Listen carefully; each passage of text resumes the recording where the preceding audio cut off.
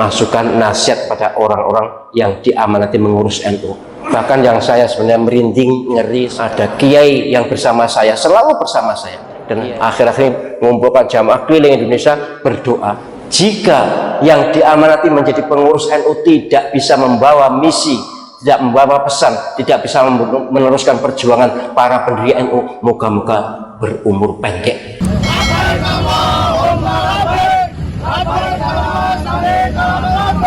Kalau Gus Yahya tidak tunduk dan patuh kepada organisasi, keputusan muktamar dan peraturan ART, maka selamat datang pemimpin baru di Nahdlatul Ulama. Setuju? Belum mereda tuntutan Nahdien dan kalangan ulama yang mendesak pengunduran dirinya dengan tragedi pemecatan Kiai Haji Imaduddin Utsman dari kepengurusan LBM. Desakan untuk diselenggarakannya muktamar luar biasa atau MLB pun makin tak terbendung. Saya sebagai salah satu pendiri Komite Khitoh NU berziarah ke Mbah Hasyim bersama para kiai. Wahai para pengurus NU, PB, PW maupun PC NU, tolong dengarkan ini, bahwa saya dan para kiai menangkap isyarat Mbah Hasyim menangis.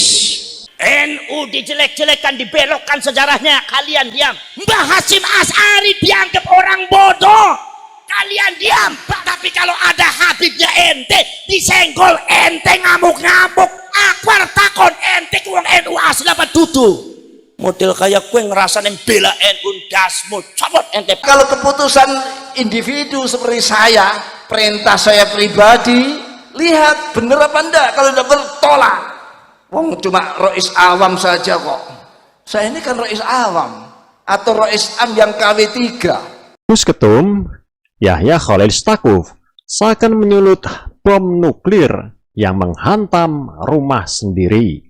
Sungguh kesalahan fatal dan konyol yang seharusnya tak terjadi andai sang ketum, Rais Am, dan jajaran elitnya tidak tutup mata dan tutup telinga terhadap fenomena NU kultural. Wong-wong sing demening NU mah lamun ora akur karo pimpinan, gawe nega MLB, muktamar luar biasa. Mbah Hasyim prihatin dengan organisasi yang beliau dirikan.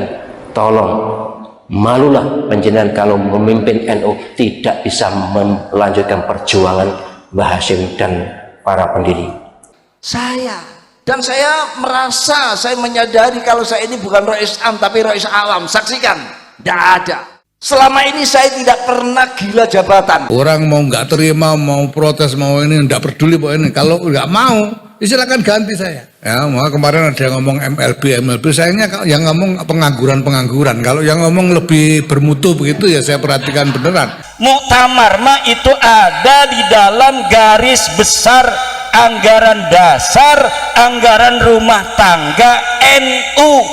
Itu bukan musuh. Bagaimana trio sentral Gus Yahya, Kiai Miftahul Akhyar, dan Gus Fakhrul Razi yang sejauh ini dikenal sebagai pembela habaib Ba'alawi keturunan imigran Yaman. Ini mereka menunjukkan keberpihakan yang sangat-sangat melukai umat muslim dan para kiai yang tengah berjuang menegakkan manhaj dan mazhab Wali Songo di bumi Nusantara.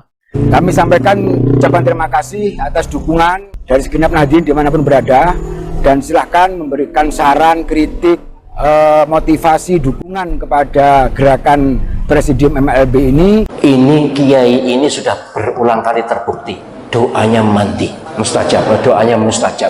Salah satu doanya itu ingin NU baik, ingin NU kembali ke khitoh, ingin NU meneruskan perjuangan Mbah Hasyim. Kalau memang nggak tahan ya sudah ganti aja. Tapi kalau nggak mau MLB ya tunggu nanti muktamar, cari ketua umum yang lain kalau nggak tahan sama saya bilang gitu. Karena saya udah janji sejak awal.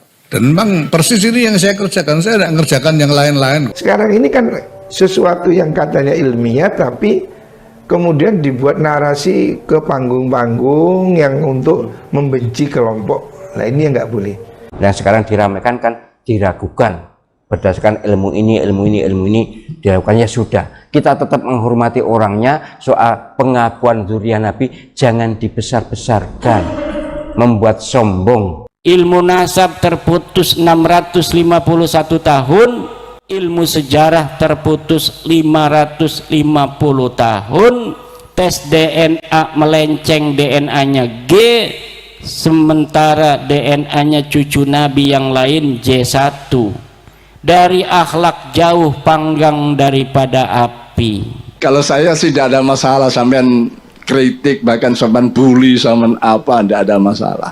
Sampean suruh turun dari orang Islam, sekarang saya turun. Kalau memang Rais Kiai Miftahul Akhyar merasa dirinya Rais awam dan tidak gila jabatan, ya sudah, saat ini juga jangan hanya omon-omon kan itu. Ya mengundurkan diri saja. Ketika melanggar muktamar, siapapun ketua umum yang mengawal menakoda ini harus mundur. Termasuk menafikan nasab. Orang nasabnya sudah jelas kok dinafikan. Ini bisa ditodok qadzaf orang ini, menuduh orang berzina.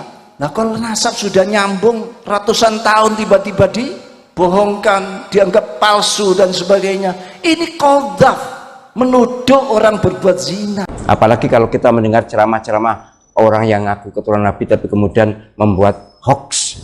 Jadi satu Habib bodoh lebih utama dibanding 70 kiai. Ini jelas terlaknat orangnya begini. Ada orang yang mau kemudian merubah Islam di Indonesia untuk dicerabut dari akar budayanya, sama sekali dengan budaya Nusantara leluhur kita yang luar biasa. Tapi kenapa kemudian hanya dengan cerita palsu, dongeng-dongeng khurafat, mau kiai-kiai yang pintar patul mu'in, cium tangan dan jadi budak orang yang baca Qur'annya saja nggak becus. Sudah ndak usah ngomong banyak-banyak daripada kualat. Pokoknya jangan nantang kualat, karena kualat ini bahaya. Nggak peduli apakah ini berkaitan dengan sesuatu yang masuk akal buat kita atau tidak. Walaupun misalnya jadi gila misalnya, tetap keturunan Nabi. Sementara ulama atau kiai kalau jadi gila ya hilang ulamanya, kiainya. Nguni analisisnya menang dewe.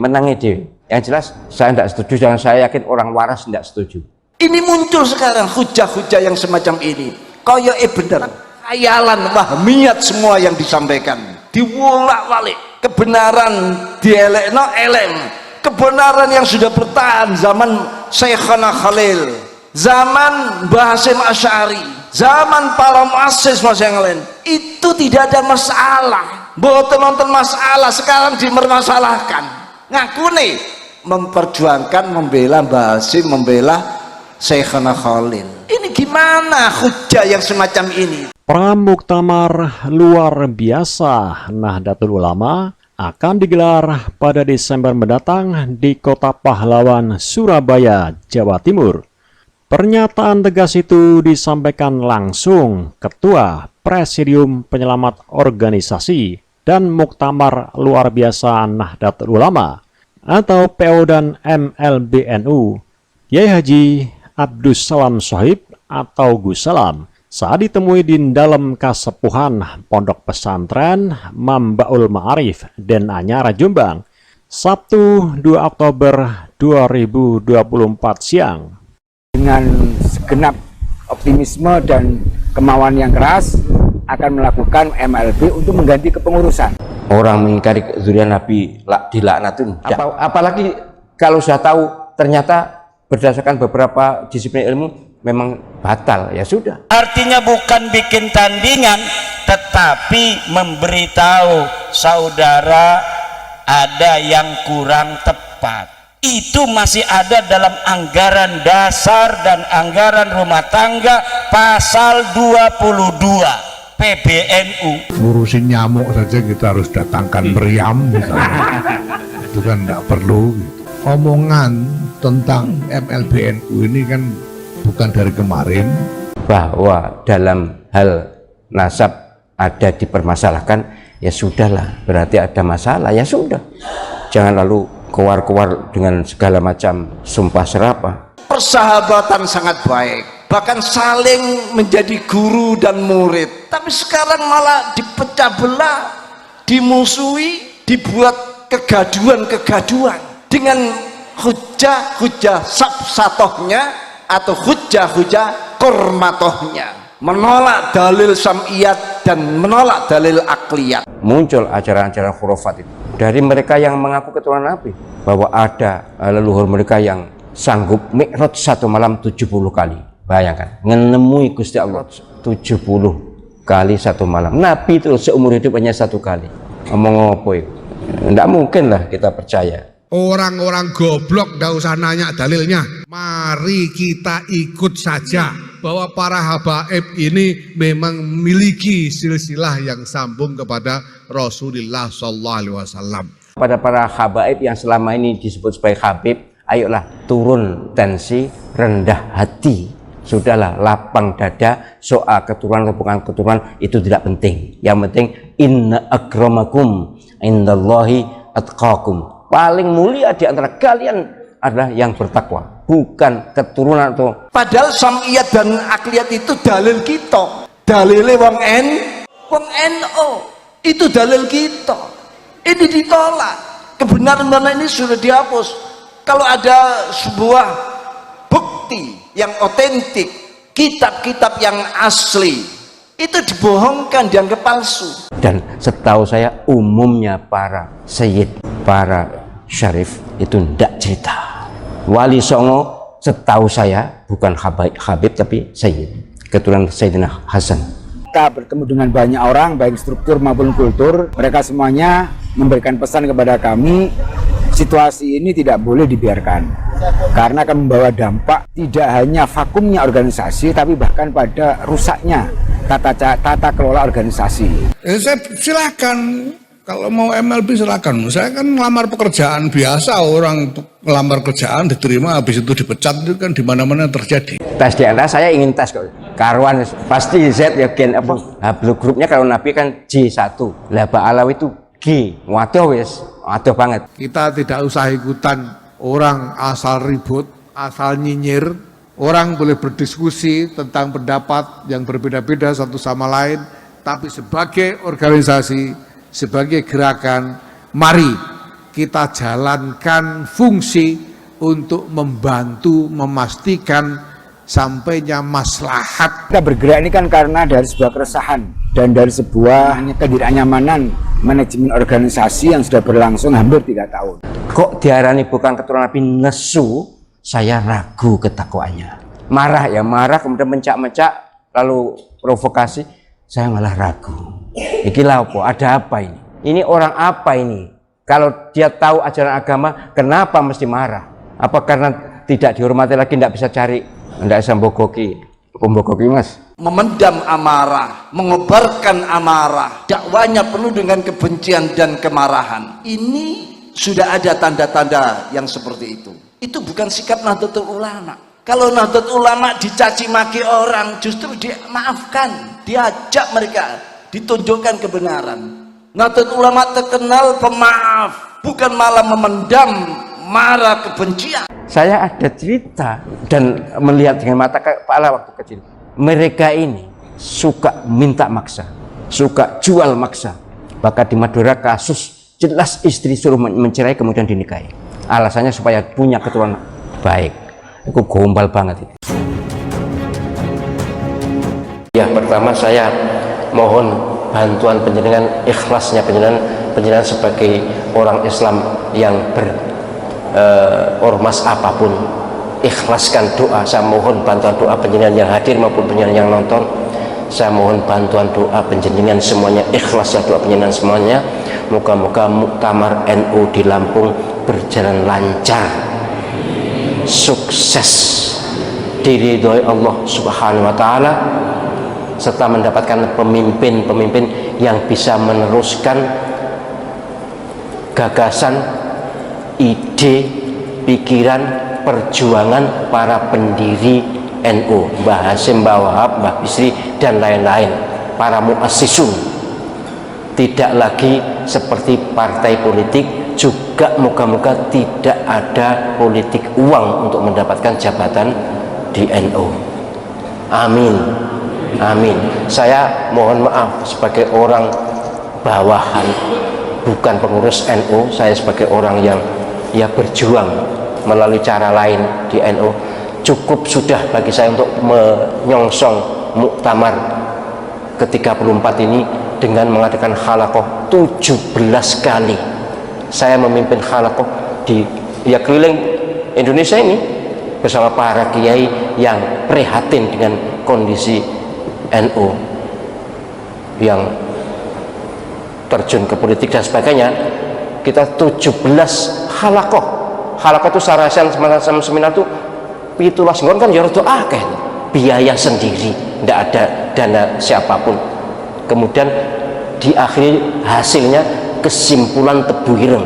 Bukunya hijau itu dahsyat banget, buku yang luar biasa itu kalau penyanyi berminat silakan dibeli di Museum NU.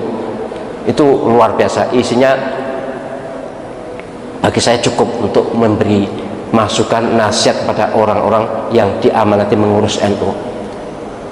Bahkan yang saya sebenarnya merinding, ngeri, sekaligus juga ya setuju sih, setuju. Ada kiai yang bersama saya, selalu bersama saya.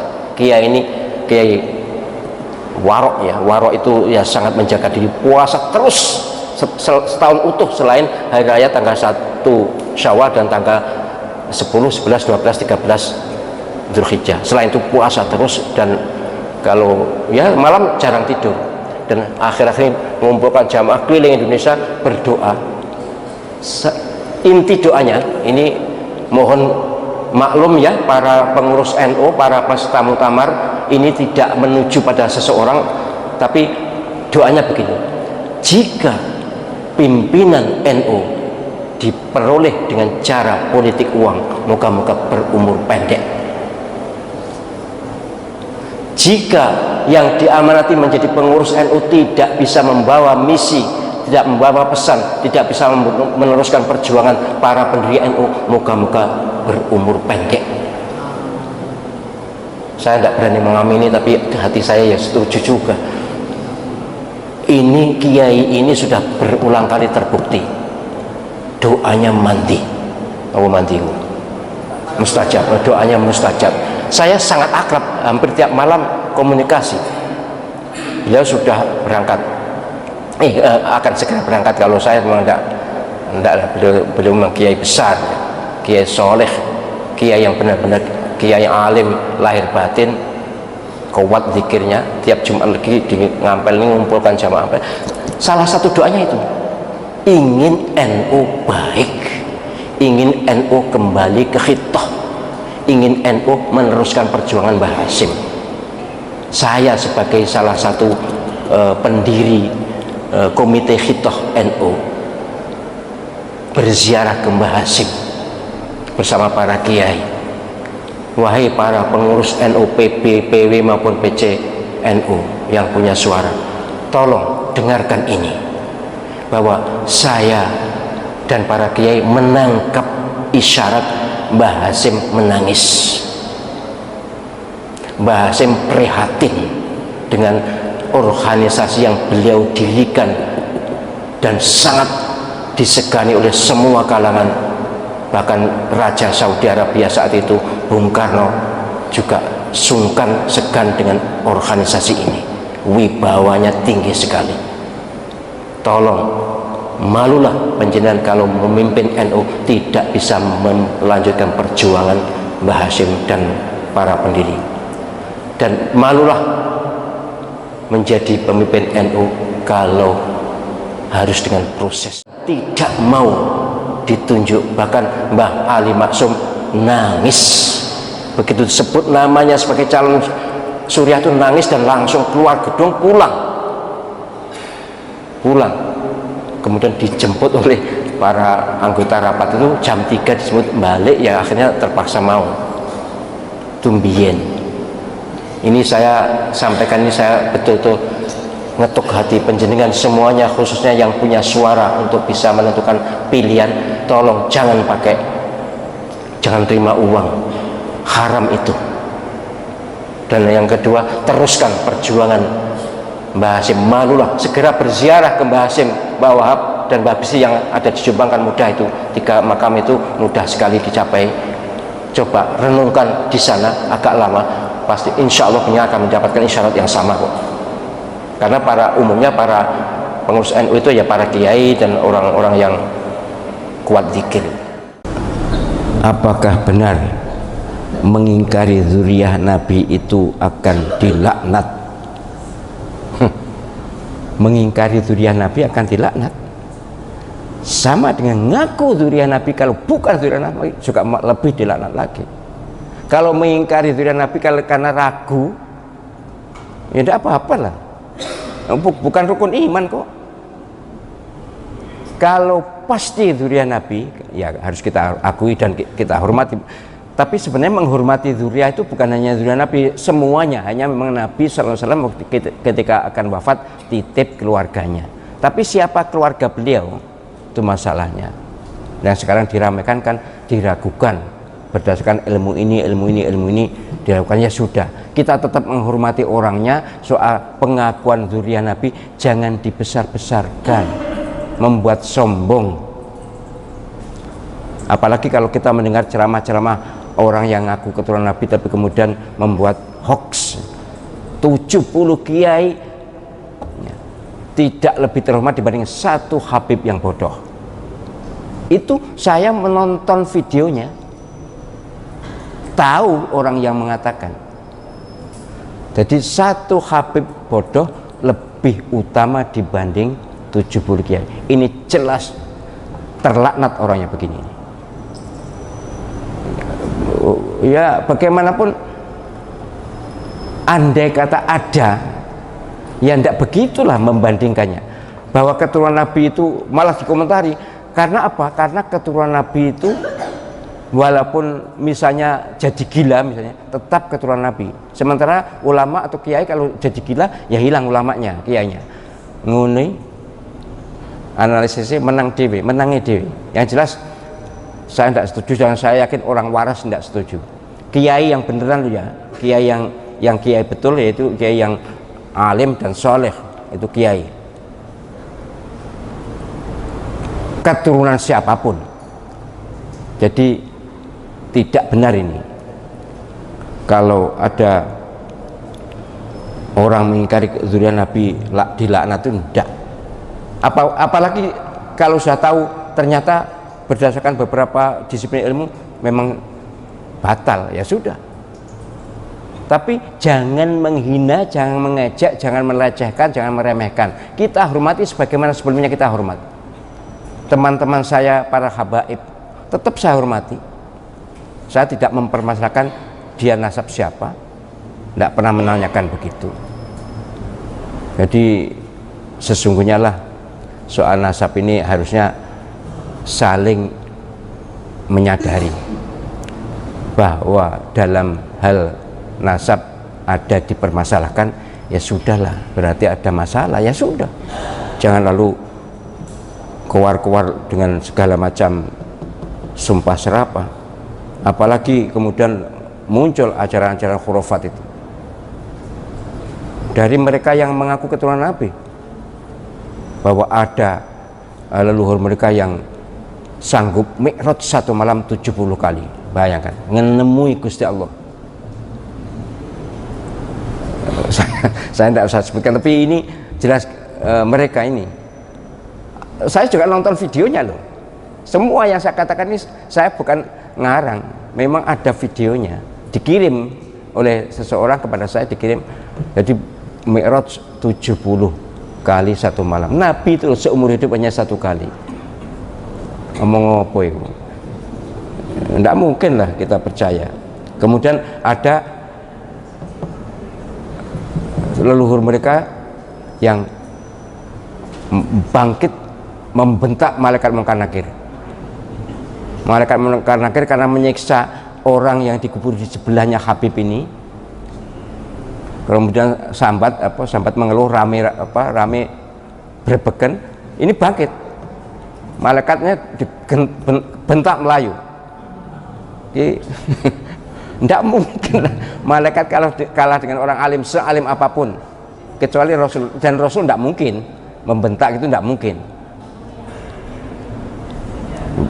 Macam-macam ini yang dikirimkan ke saya, macam-macam. Tapi beginilah, saya menghimbau kepada para habaib yang selama ini disebut sebagai habib, ayolah turun tensi, rendah hati, sudahlah lapang dada. Soal keturunan atau bukan keturunan itu tidak penting. Yang penting inna akramakum indallahi atqakum, paling mulia di antara kalian adalah yang bertakwa, bukan keturunan atau bukannya, Arab atau bukannya, kulit hitam atau bukannya, dan seterusnya. Yang jelas umat Muhammad ini semuanya dimuliakan Allah SWT, manakala takarannya adalah taqwallah. Itu Al-Quran, dan begitu juga hadis Nabi sangat banyak ya. Soal habaib ini muka-muka selesai, walaupun makin ramai ya, makin ramai di sosial media. Dan saya sangat menghimbau pada saudara-saudara, teman-teman saya para habaib, ayolah turunkan tensinya. Dan setahu saya umumnya para sayyid, para syarif itu tidak cerita. Wali Songo setahu saya bukan habib tapi sayyid, keturunan Sayyidina Hasan. Ya, agak fanatik sedikit, makanya saya tidak setuju kalau tibaan itu Jadal Husaini, itu saya tidak setuju. Itu epeh. Jadal Husaini ngerti ya? Mbahnya Sayyidina Husain. Harusnya Jadal Hasan Husain. Sayyidina Hasan itu disudutkan oleh golongan Syiah itu. Tapi habaib ini bukan Syiah, ini lain. Tapi yang jelas memang Sayyidina Husain itu pujaannya Syiah ya. Bahkan sampai disebut-sebut dalam zikir mereka. Itu loh apa? Marhaban Jadal Husaini itu ya. Marhaban Jadal, mestinya Hasan Husain atau Hasanaini. Sayyidina Hasan dan Husain disebut Hasanaini. Apa jenis? Tes DNA saya ingin tes kok ya. Karuan mungkin Z mungkin ya. Pasti Z ya, gen apa jenis? Apa? Hablu grupnya kalau Nabi kan J1. Lah Pak Alawi itu G. Waduh wis, waduh banget. Menurut mereka loh ya, saya nonton di video. Lah saya tuh mungkin Z. Pasti Z. Zahro ya.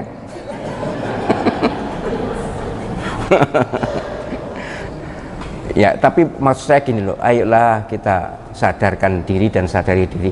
Keturunan siapapun harganya bukan di nasab, tapi harganya nilainya bukan di nasab tapi di ketakwaan. Kok diarani bukan keturunan Nabi nesu, saya ragu ketakwaannya. Mohon maaf ya, mohon maaf. Diarani bukan keturunan Nabi terus nesu apa sih? Marah ya, marah kemudian mencak-mencak lalu provokasi, saya malah ragu. Ikilah apa? Ada apa ini? Orang ini ada apa? Yang semula sebelum saya tahu saya ini bukan ahli nasab tuh. Saya tidak ahli nasab, sehingga saya ya ikut-ikut aja jadi keturunan Nabi ya tak hormati lebih daripada yang lain. Tapi ketika tahu begini, kemudian yang bersangkutan marah, harganya turun di bawah 50%. Gak patek energani di hadapan saya, di hati saya. Ini orang apa ini? Kalau dia tahu ajaran agama, kenapa mesti marah? Apa karena tidak dihormati lagi, tidak bisa cari, tidak bisa bogoki, pembogoki mas? Ya memang saya ada cerita dan melihat dengan mata kepala waktu kecil itu. Mereka ini suka minta maksa, suka jual maksa. Bahkan di Madura kasus jelas istri suruh mencerai kemudian dinikahi. Alasannya supaya punya keturunan baik. Itu gombal banget itu. Wes saya tidak usah panjang-panjang ya. Jadi intinya kalau panjenengan ketemu orang-orang yang ngaku keturunan Nabi, ya sudahlah, dihormati sebagai manusianya. Soal keturunan Nabi diragukan.